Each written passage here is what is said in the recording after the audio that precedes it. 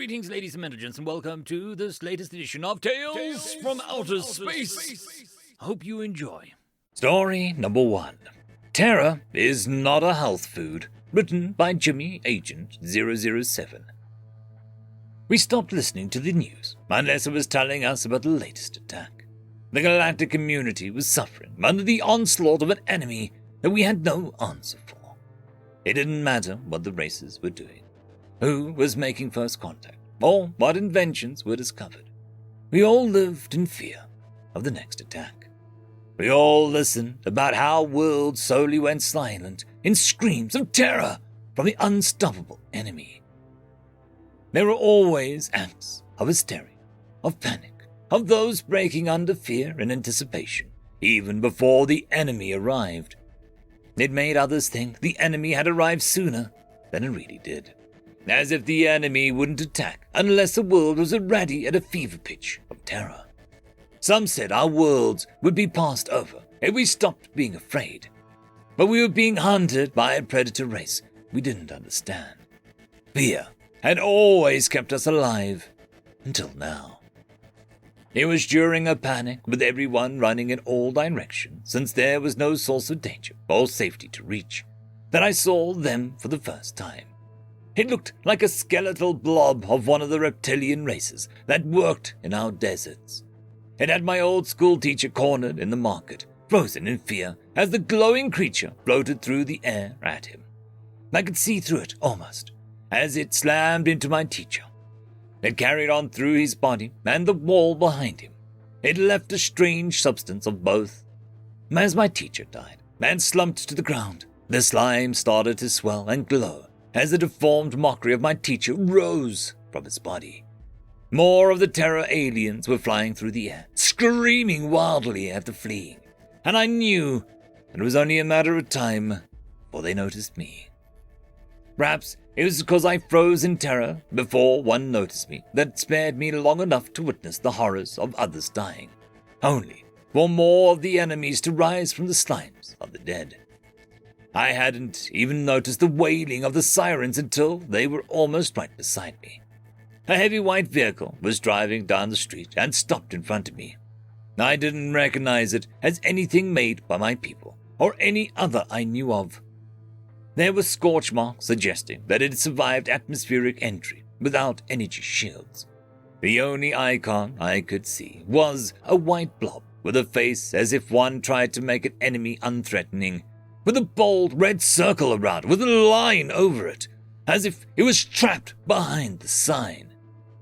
The doors open and 4 robust beings step out, almost unconcerned regarding the flying terrors around them.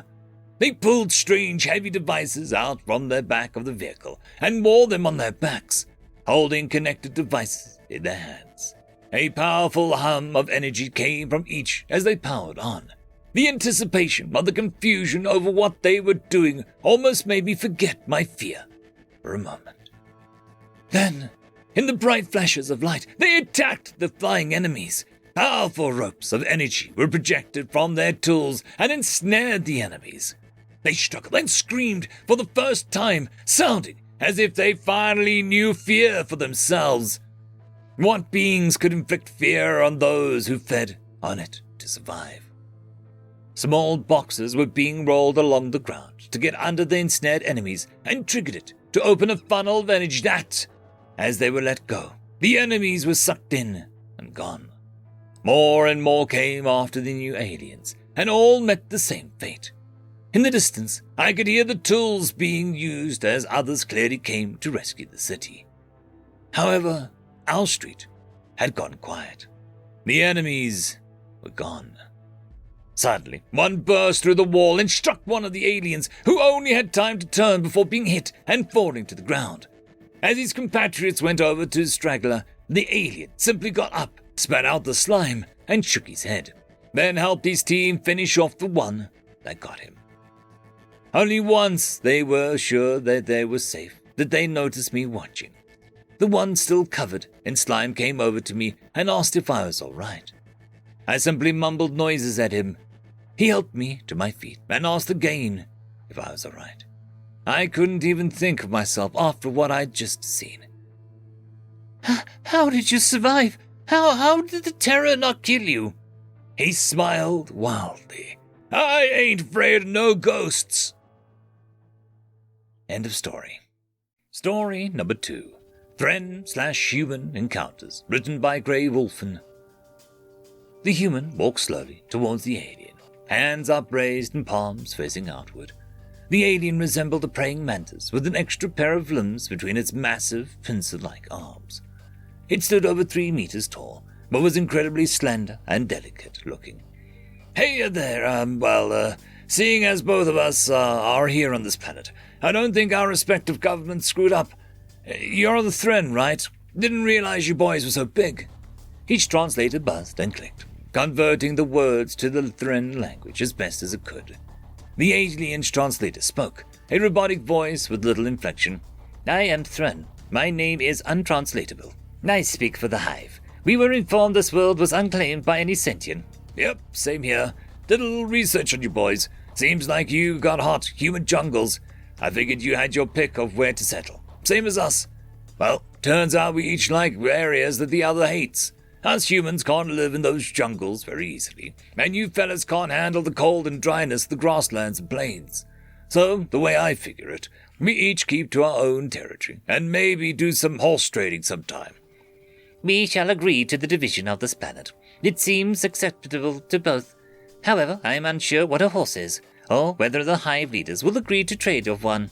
Sorry, metaphor. Maybe we can find things to exchange with each other. This would be most acceptable to the Hive. So began one of the more unusual but profitable arrangements in the subsector. Missive to Hive leaders. Xeno Department regarding the species known as humans from Administrator Ambassador Mizik. The humans are unusual. There is little data about their homeworld, nor why they have colonized Trax 3. We have made contact and have developed a peace agreement. I've seen no evidence in the supposed hostility or aggressions humans have been noted for. Perhaps this is an offshoot or a divergent Hive/clan. To begin, the humans resemble nothing so much as a newly hatched youngling before their first molt. They are soft with an endoskeleton, a single mouthpart, and wet eyes. They are quad-limbed bipeds. They have only 2 manipulator limbs and have sacrificed precision for strength. Their innate curiosity and vocal sounds only increase the resemblance to younglings. However, given the fact that they are on average only 2 meters, half the height of a Thren, they easily mass anywhere from 2 to 3 times as much. They are incredibly dense and muscled. I will continue updates as I interact with them more. Update. The humans are using the grasslands to raise meat beasts known as cow or cattle, a hoofed quadruped massing approximately 500 kilos. This was the main income of the settlers on their homeworld. The name of their primary city, Single Star, is named after the Hive lands on the homeworld. I have begun a regular communication with one of the assistant administrators called Nod. Nod has begun to call me Buzz, as that is the closest he can get to my actual name. Hey, Buzz, I know you're trying to understand humans more. We're having a major celebration coming up, and you and any of your high mates are welcome to come. Just let us know so that we can know how big the place to set up for you. I thank you, Nod. I will attend, but will attend alone. What is the name of the purpose of the celebration? It's the end of the season rodeo and barbecue. You boys do eat some meat, right? The purpose? Well, the rodeo is how we celebrate the end of the season, and the barbecue is a feast. Yes, we occasionally consume flesh. I would be most pleased to attend your rodeo and barbecue. End of story. Story number 3. One Human, written by Teller of Tall Tales. Tornon led his troops through the bombed-out city. The human rebels weren't dishonorable fighters, but by the gods were they persistent and clever. Seeing a lone human step out from behind some rubble, he held up a claw, stopping his men. The human shouted at them, "I bet one human is better than 10 Dobian soldiers," before darting back behind the rubble. Tornan glanced at his men. He could see they were itching for a fight. 10 of his men had already stepped forward, blades and blasters drawn. He gave them a nod, and the men pushed forward, disappearing behind the rubble. The next few minutes were a cacophony of ringing metal, squealing blaster shots, and whizzing kinetic projectiles until the human from before popped out from behind the rubble, looking no worse for wear as he shouted, "I bet one human as good as 100 Dobians," before disappearing behind the rubble again. Thren gave the nod to his men, and 100 broke off, drawing their blades and blasters as they slipped behind the rubble. He still had about 1,000 left. The fight lasted a long singular hour before it finally went quiet again. The human once again popped out from behind the rubble, no worse for wear, as he shouted his challenge again. "I bet one human is as good as 1,000 Dobians." He slipped behind the rubble again. Thren was getting tired of this game, but his men were salivating at the prospect of beating such a good fighter. He let them march forward from behind the rubble. The noise of battle lasted hours. Then, as the sun began to set, Dobian ran out from behind the rubble, screaming and shouting, "There's more of him! There's more of him!" The soldier ran past Thren, leaving the general incredibly confused, until he turned to look back at the rubble, jaw dropping. At least 100 humans were stepping out from behind the rubble. Well, humans might not be the right word. There were hundreds of copies of the exact same human marching towards him, the most battered and bruised in the front. When they reached the stunned Dobian general, the one in the lead laughed softly. The others echoed it creepily. "Pretty cool what you can do with a cloning tank without a rate limiter, right?" Thren couldn't even be mad. The human had told the truth when he said one human is worth 1,000 Dobians. Technically. End of story. I would quickly like to thank the T5 channel members and Patreons. Casper Arnholtz, Cam Maxwell, Barky, Lord Azrakal, It's Difficult to Pronounce, Dragzoon WRE, Holly's Sister, Arcadian. Thank you very much.